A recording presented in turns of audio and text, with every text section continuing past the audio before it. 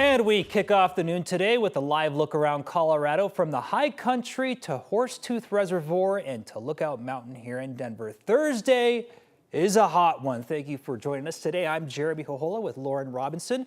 Thank you for being here in Phoenix, Colorado. Almost. Yeah. You know, thankfully Phoenix is in the triple digits. Thankfully we're just maxing out in the 90s. But I mean, when it's this hot, it all kind of feels the same after a certain temperature. When you get up to about 90, it's all right.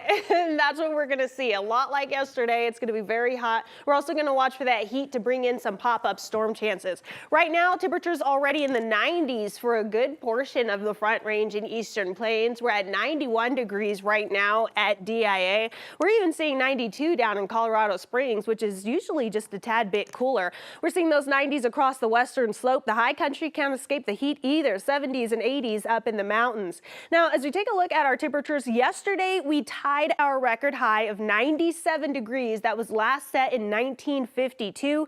Yesterday that got tied. Today, I think we see 95 degrees. We're not going to hit our record though. Our record is 99 degrees. Last set in 2022. It was also set in 1994. So we're going to continue to watch for these above average temperatures to stick around. I don't think we meet that record today, but all in all, it's still going to feel very hot. Now, as you take a look at our HD Doppler radar, not a whole lot to look at. We're going to be nice, sunny and dry, though as we go through the afternoon, a lot like what we saw yesterday, this heat could spawn up a pop-up storm here or there. So we do have a marginal and slight risk for severe weather. Now, coming ahead in my full 7-day forecast, we're going to talk about the hot day ahead. We're also going to talk about more widespread storm chances Friday afternoon and your Father's Day weekend forecast. All of that for you just ahead. All right, Lauren, we'll see you here in a bit. We now know what caused the fire that forced people to evacuate near Leadville. So far, the Interlaken fire has burned 443 acres and remains at 0% containment. The U.S. Forest Service tells us it was likely an abandoned campfire near the Interlaken Trail. They shared these new pictures of that abandoned fire, and right now they still don't know who left that unattended. This morning, our Brianna Clark spoke with a couple who saw the fire growing. They were across the lake watching as the flames started out small and then started to spread, eventually covering the hillside in a thick layer of smoke.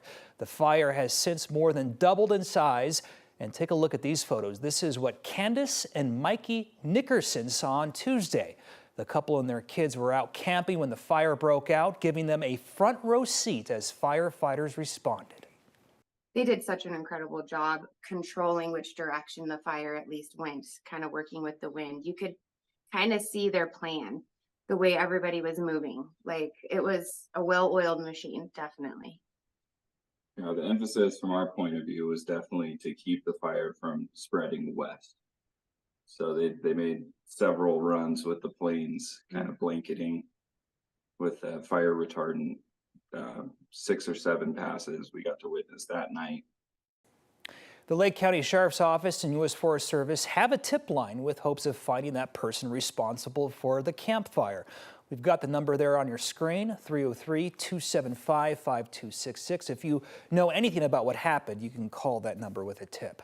And right now, Denver firefighters are up in Lake County helping out with that firefight. The department's wildland team got there yesterday to work alongside other teams of wildland firefighters.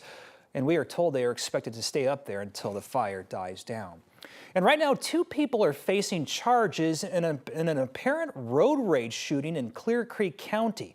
The sheriff's office got a call about a man who was shot in the arm on I-70 eastbound just west of Silver Plume. He gave deputies a description of the person who shot him and then the car too. An Idaho Springs officer spotted the car heading east on I-70 and tried to pull it over. The driver did not stop, so Clear Creek and Jefferson County deputies chased it down I-70. That's until the car crashed near the exit for Lookout Mountain. The driver and a woman in the passenger seat were taken to the hospital along with the shooting victim. We still don't know the extent of their injuries just yet. Right now, a goose is at the center of a state investigation. Colorado Parks and Wildlife officers are trying to find the person who shot a goose with a rubber dart. A man found the goose in Fountain Creek Regional Park in El Paso County. It appears to be the only one in the gaggle that was hit.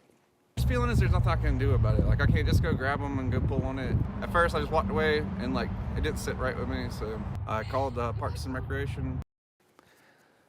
CPW says this is a crime, and they've got a similar call last week. They're still investigating.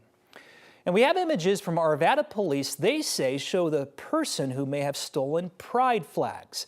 Police say the people involved appear to be young males and may be driving a newer gray four-door sedan. Police say they have taken 6 reports for stolen pride flags in the first 12 days of June. The thieves also wrote a note with a slur on one side and a racial slur on the other. This morning, the U.S. Supreme Court rejected a bid to restrict access to the abortion pill mifepristone.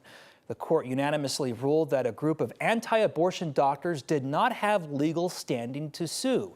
The doctors questioned the FDA's decision to make access to the pill more easier. As a result, the lawsuit will be dismissed. Today's ruling comes 2 years after the court overturned Roe v. Wade, which led to a number of new abortion restrictions in conservative states.